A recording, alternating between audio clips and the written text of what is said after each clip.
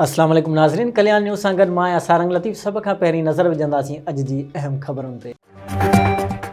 नवाब वली मोहम्मद दे बम्बई में मुख़्तलिफ़ बिरादरी जे माण्हुनि जी ज़मीन ते कब्ज़े वारो मामिलो न निबिरियो। बासर ज़रदारी धुर जे माण्हुनि पारां पुलिस जी सरपरस्ती में सरह जे फ़सुल लुणण तां छिकताण पैदा थी वई। ॻोठाणनि पारां सरह जे फ़सुल लुणण खां रोकियो, जंहिं तां हथे ख़ाली ॻोठाणनि ते हथियारबंदनि हथियारनि जा मुंहं खोले छॾिया। केतिरा ई ॻोठाणा ज़ख़्मी थी पिया आहिनि। ॻोठाणो अयाज़ भंड, हाजी भंड, दिलावर संगरा, अली भंड ज़ख़्मी थी पिया आहिनि, जिन खे तालका अस्पताल काज़ी अहमद नियो वियो, जिन मां केतिरनि जी हालत ॻणती जोगी ॿुधाई पई वञे।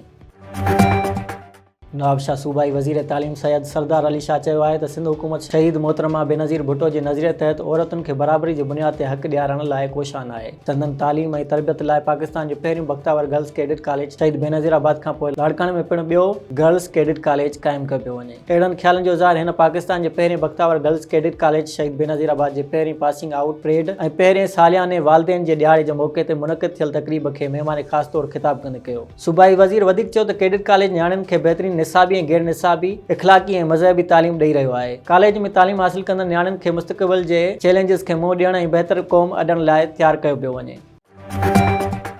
नाज़रीन, शहीद दोदो सूमरो जी 709 उर्स मुबारक जूं तक़रीबूं ॿिए ॾींहुं बि बदीन जे साहिली पट्टी रूपामाड़ी में जारी। आल पाकिस्तान सुमरा इताद जे चेयरमैन सरदार सजाद हुसैन सूमरो शहीद दोदो सूमरो जी मज़ार ते चादर चाढ़े तक़रीब जो इफ़्तिताह कयो। शहीद दोदो सूमरो जे मेले में इलाइक़े वासियुनि सिंध, बलूचिस्तान, पंजाब समेत कुंड कुड़छ खां माण्हुनि जे अचण जो सिलसिलो शुरू। मेले में मिठाइनि, रांदीकनि जा दुकान सजाया विया आहिनि। जॾहिं त पहिरें ॾींहुं सिंध, पंजाब, बलूचिस्तान खां आयल नाले वारनि मल पहलवाननि मल मुक़ाबलनि में हिसो वरितो ऐं इनाम हासिल कया। इन मौक़े ते आल पाकिस्तान सुमरा इताद जे चेयरमैन सरदार सजाद हुसैन सूमरो साफ़ियुनि सां ॻाल्हाईंदे चयो त हर साल जियां हिन साल बि शहीद दोदो सूमरो जो सालियानो उर्स मुबारक वॾे अक़ीदत ऐं एतिराम सां मल्हाए रहिया आहियूं, जंहिं में सुमरा बिरादरी समेत सिंधी क़ौम जूं मुख़्तलिफ़ बिरादरियूं शामिल आहिनि। हीउ अमर किरदारु आहे जेको पंहिंजे नंगनि ख़ातिर सिर ॾेई अमर थी वियो। हिन चयो त शहीद दोदो सूमरो जी मज़ार ते 3 ॾींहंनि ताईं तक़रीबूं जारी रहनि, पर सिंध हुकूमत पारां का बि सहूलियत न पई ॾिनी वञे। रोड मुकमल टुटी विया आहिनि, बिजली समेत पीअण जो पाणी न आहे, जंहिं करे सालियाने मेले ते ईंदड़ ज़ाइरीन खे वॾी तकलीफ़ खे मुंहुं ॾियणो पवंदो आहे। इन करे सिंध हुकूमत ऐं औक़ाफ़ खाते खे सिंध जे किरदार ऐं हीरो शहीद दोदो सूमरो ते ईंदड़ रोड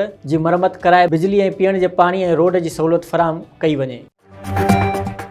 उडेरो लाल स्टेशन नौजवान अब्दुल हमीद वलद हाजन ख़ासकेली भाऊ खान पठान जो रहवासी ट्रेन हेठां अची ख़ुदकशी करे छॾी। तफ़सील मूजिबि उडेरो लाल स्टेशन लॻ भाऊ खान पठान जे रहवासी नौजवान अब्दुल हमीद ख़ासकेली ट्रेन हेठां अची पंहिंजी ज़िंदगी जो ॾीओ ओझाए छॾियो। जॾहिं त वारसनि जे चवण मुताबिक़ नौजवान मज़दूरी कंदो हो ऐं दिमाग़ी तवाज़ुन ठीक न हुजण करे ख़ुदकशी कई। मौक़े ते उडेरो लाल स्टेशन जे पुलिस पहुची ज़रूरी कार्रवाई करण बैदि लाश वारसनि हवाले कयो, जंहिंखे वारिस संदसि ॻोठ खणाए विया।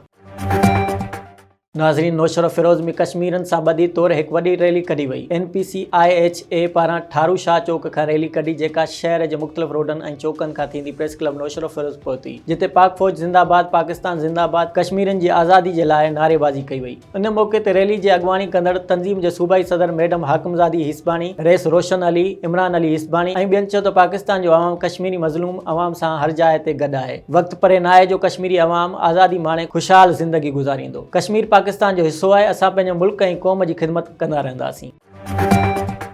नाज़रीन, ही हुयूं अॼु अहम ख़बरूं। वधीक तफ़सीली ख़बरुनि लाइ विज़िट कंदा असांजी वेबसाइट www.dailykalyan.com ऐं असांजो YouTube चैनल ऐं Facebook पेज डेली कल्याण।